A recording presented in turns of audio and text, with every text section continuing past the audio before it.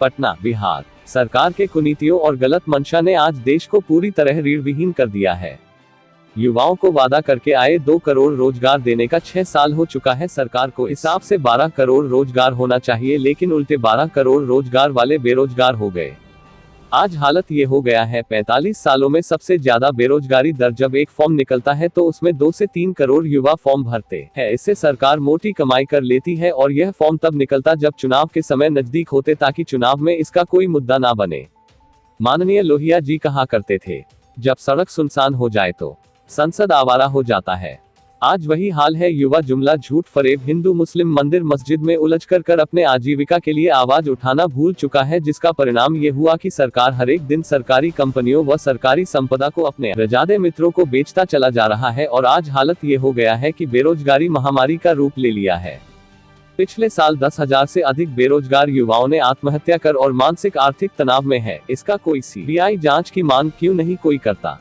पिछले कुछ दिनों से युवाओं में जागरूकता आई है, वह अपने हक के लिए आवाज उठा रहे हैं, जिसके तहत कई मुहिम चलाए गए। जब तक युवा जागरूक नहीं होंगे, उसे बंधुआ मजदूर से भी ज्यादा बदतर शोषण का सामना करना पड़ेगा। लेकिन ये सरकार, जिसका पहला संविदा प्रयोग उत्तर प्रदेश में किया जा रहा है, जिसमें शर्त यह है कि 5 साल संविदा पर रखा जाएगा, हर एक साल उसके 60% अंक लाने होंगे, तब सरकारी नौकरी मिलेगी। यानी समझ सकते हैं इसका किस कदर शोषण किया जा सकता है। अंतिम परिणाम ये होगा, जो चाटुकारिता चमचागिरी नहीं करेगा उसे नौकरी से हाथ धोना पड़ेगा।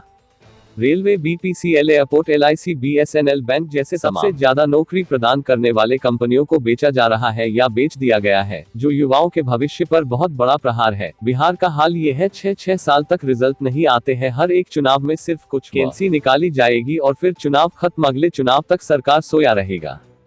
चुनाव में ऐसा लगेगा बिहार विकसित राज्य बन जाएगा, इतना बड़ा पैकेज और मेगा प्रोजेक्ट की घोषणा किया जाएगा, फिर कि चुनाव खत्म, अगले चुनाव वही हाल, उस मेगा प्रोजेक्ट वाले जमीन पर धूल उड़ता नजर आएगा। आज के समय में लाखों युवाओं रोजगार के लिए पलायन करते हैं। बिहार से रोजगार के लिए भटकते, ठोकर खाते, गाली सुनते हैं, मार खाते हैं, फिर रोजगार के लिए भटकते हैं, क्योंकि बिहार सरकार के पास ना नीति है, ना कोई ठोस कदम रोजगार के लिए, इंडस्ट्री लगाने के लिए। बस हवाई बातें हैं, जो हर एक चुनाव में 15 साल पहले के सरकार पर दिन रात मेतते हैं। आखिर कब तक अपने को बचाएंगे? 15 साल पहले की आड़ में आपके 15 साल में क्यों इतना बेरोजगारी है, जिसका परिणाम पूरा देश इस कोरोना महामारी में देखा है। किस कदर बिहारी श्रमिक बीच सड़क पर जान गंवाए, लेकिन केंद्र सरकार बोलते हैं मेरे पास कोई डेटा ही नहीं है। हाँ, मरने वाले बिहारी मजदूरों का रहेगा भी कैसे? आगे बिहार का चुनाव है, लेकिन जवाब तो देना पड़ेगा।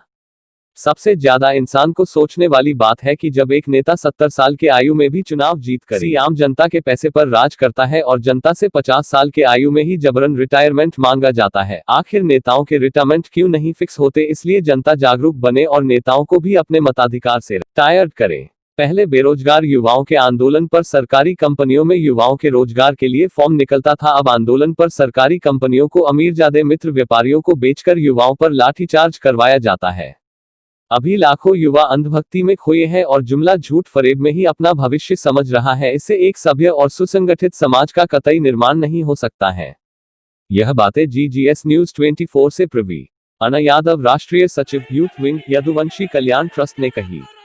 आप देख रहे हैं GGS न्यूज 24। स्वतंत्र संवाददाता ब्रिजेंद्र बी यादव की रिपोर्ट। बेरोजगार युवा जितने भी हैं, उनकी तरफ से बधाई देना चाहता हूं और हम अपने प्रधानमंत्री जी से निवेदन करना चाहता हूं कि आपके पकौड़े जो सलाह दी थी आपको आपने युवाओं को बेरोजगार युवाओं को पकौड़े बेचने की, वो मैं कहना चाहता हूं प्रधानमंत्री जी से, ये पकौड़ों को ढेर लगाए, 2-4 युवा भेज दो।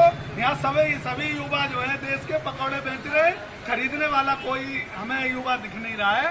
तो हम अपने प्रधानमंत्री जी से कहना चाह रहे हैं कि प्रधानमंत्री जी, गैस और हम ढूंढ रहे हैं, कौन से नाले में निकल रही है, वो हमें नाला नहीं मिल रहा। कई नालों में हम लोगों ने पाइप डाल के देखे, हमारे ये पकौड़े वाले भाइयों ने और हमने सबने मिलके, लेकिन किसी के उसमें से नाले में से गैस निकलती नहीं दिख रही। तो इसलिए मैं अपने प्रधानमंत्री जी से निवेदन करना चाहता हूँ कि वो हमें गैस का नाला बता दें, जिस नाले से, और वो डोकल में बोकल जो बताते हैं हमारे प्रधानमंत्री जी, हम रोजगार पैदा कर रहे हैं पकौड़े का। कोई पकौड़ा खरीदे भाई, कोई पकौड़ा ले लो आके, कोई पकौड़ा खरीदने को तैयार नहीं है प्रधानमंत्री जी। इन युवाओं को आप क्या कहेंगे? ये देश का युवा आज इंटर BA करे हुए आज रोडों पे खड़े चल रहा है, पकौड़े चल रहा है। मैं अपने प्रधानमंत्री से कह रहा हूँ कि 10,000 रुपए का लोन दो। प्रधानमंत्री जी ने 10,000 रुपए लोन देने के लिए कहा है, वो आज अब 18,000 रुपए तो ये थैली बनती है। और हमारे प्रधानमंत्री जी देश के युवाओं को 10,000 रुपए का लोन दे रहे हैं। तो मैं अपने प्रधानमंत्री जी को कहना चाहता हूँ, प्रदेश के मुख्यमंत्री जी को कहना चाहता हूँ कि आप इनको क्या सलाह देना चाहते हैं प्रधान जी? आप ये पकौड़े कोई खरीदने वाला नहीं है। बेरोजगार क्या पकौड़े खरीदेंगे भैया? पब्लिक के पास पैसा नहीं है भैया, बेरोजगार घूम रहे हैं। भैया पकौड़े खरीद लो। प्रधानमंत्री जी कह रहे हैं पकौड़े कहाँ से खरीद लेंगे? नौकरी नहीं है, रोजगार नहीं है, जेब में पैसे नहीं है, घर से आने के बाद भूखे मर रहे हैं आदमी। पकौड़े की तो बात क्या है, ना सुबह खा सकता ना शाम को खा सकता, बस ये सब।